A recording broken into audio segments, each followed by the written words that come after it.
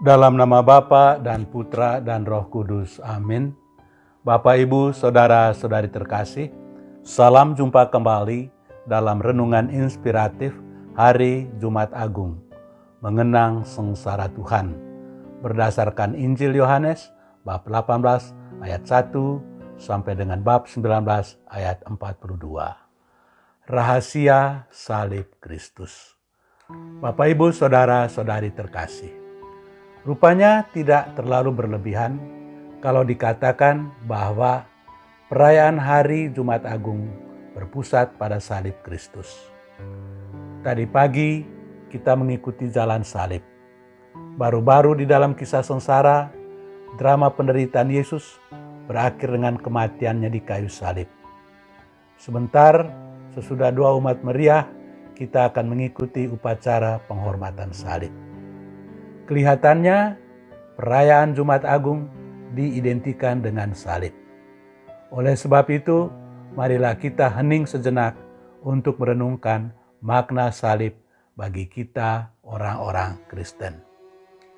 Bapak, Ibu, Saudara-saudari terkasih, pernah diceritakan bahwa pada suatu hari ada 10 peziarah yang berangkat menuju sebuah tempat ziarah.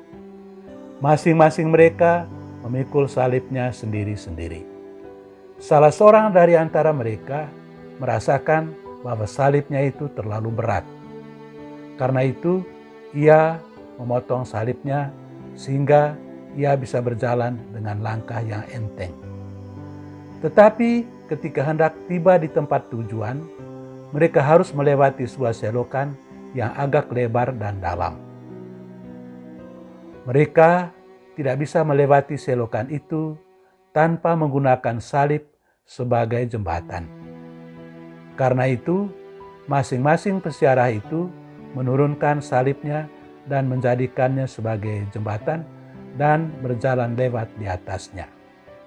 Tetapi orang yang telah memotong salibnya tidak bisa menyeberang karena salibnya terlalu pendek. Sayang memang, ia tidak bisa sampai di tempat tujuan.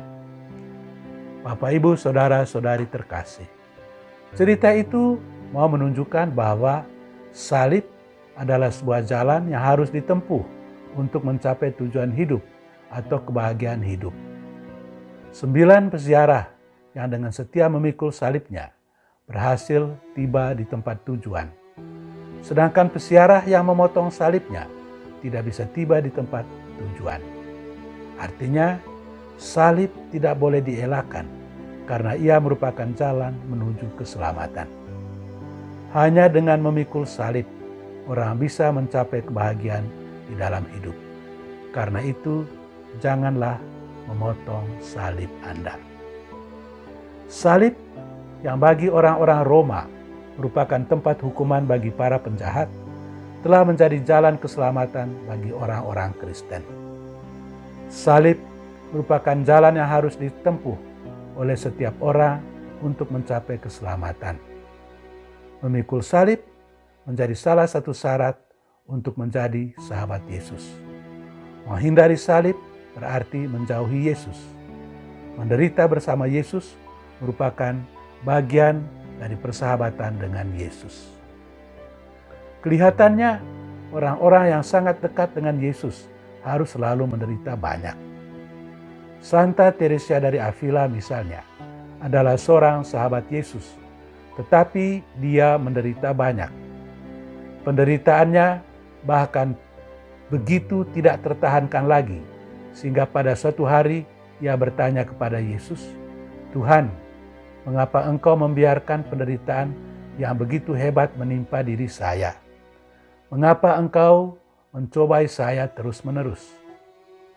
Kemudian Tuhan menampakkan diri kepada Teresa dan menjawab, "Teresa, demikianlah cara saya memperlakukan teman-teman saya." Serta-merta Teresa menjawab, "Tuhan, itulah sebabnya Engkau memiliki cuma sedikit sahabat. Menjadi sahabatmu berarti menderita bersama Engkau." Saudara-saudari terkasih, Injil dengan jelas sekali menunjukkan bahwa syarat utama untuk mengikuti Yesus adalah kemampuan untuk memikul salib. Barang siapa ingin mengikuti aku, dia harus menyangkal dirinya, memikul salibnya setiap hari dan mengikuti aku. Markus bab 8 ayat 34. Banyak dari murid Yesus yang menderita bukan karena apa-apa, tetapi semata-mata karena mereka itu adalah murid-murid Yesus. Tetapi camkanlah, Yesus tidak akan memberikan kepada kita salib yang tidak bisa kita pikul. Saya mengakhiri renungan ini dengan sebuah cerita lagi. Pada suatu hari, salah seorang sahabat Yesus mengeluh karena salib yang dipikulnya terlalu berat. Yesus lalu menyuruh sahabatnya itu ke suatu tempat di mana terkumpul semua salib dari berbagai jenis dan ukuran. Silakan Anda memilih salib yang terasa cocok, kata Yesus kepadanya. Orang itu meletakkan salibnya di sudut ruangan dan mulai mencari salib yang cocok. Banyak salib dicobanya, tetapi tidak ada satupun yang cocok. Ada yang terlalu panjang, ada salib yang terlalu besar, ada salib yang terlalu kasar, dan begitu seterusnya. Akhirnya ia tiba pada satu sudut ruangan. Lalu dia mengamati sebuah salib yang sesuai dengan kemampuannya. Lalu dia mengambil salib itu dan memikulnya. Terasa cocok. Tetapi dia ketika mengamati salib itu dengan teliti, ternyata salib itu adalah salibnya sendiri yang tadi diletakkannya sebelum dia mencari salib-salib lain. Saudara-saudari terkasih, pesan dari cerita itu adalah bahwa Allah tidak akan memberikan kepada kita salib yang tidak bisa kita pikul. Allah tidak akan memberikan kepada kita penderitaan yang tidak bisa kita tanggung. Tuhan tidak pernah memberikan kepada kita salib yang melampaui kemampuan kita. Karena itu, janganlah berputus asa. Kita bisa. Tuhan memberkati kita. Amin. Dalam nama Bapa dan Putra dan Roh Kudus. Amin.